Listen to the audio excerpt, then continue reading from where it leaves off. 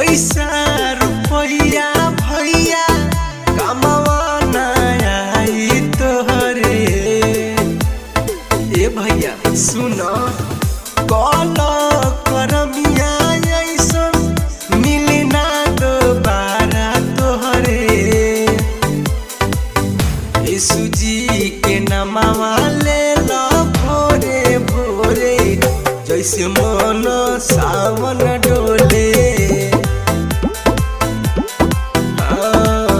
जैसे मन सावन डोले।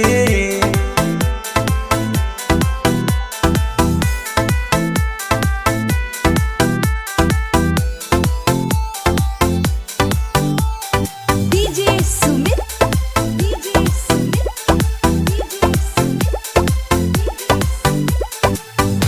उनके न जैसन भैया कही न पैब। एक बेर दिलवा खोला सूजी के पैब। सोचना बिचारी तो दया कर ले नहिया लगा के देख माया कर ले। गौमा नगरिया जाला भोरे भोरे जैसे मन सावन डोले। जैसे मन सावन डोले।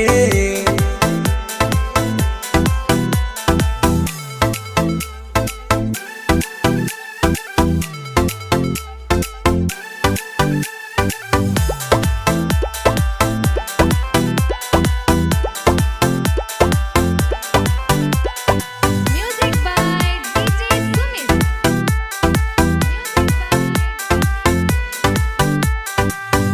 मीठ मीठ बतियाई सुजी सबके सिखोइले।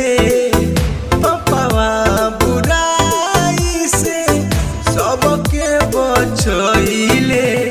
राहुल भैया बतिया के सच कहले दिलावा दिमाग में यीशु रहले।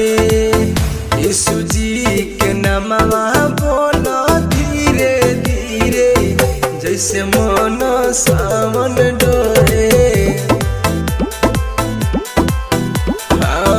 जैसे मन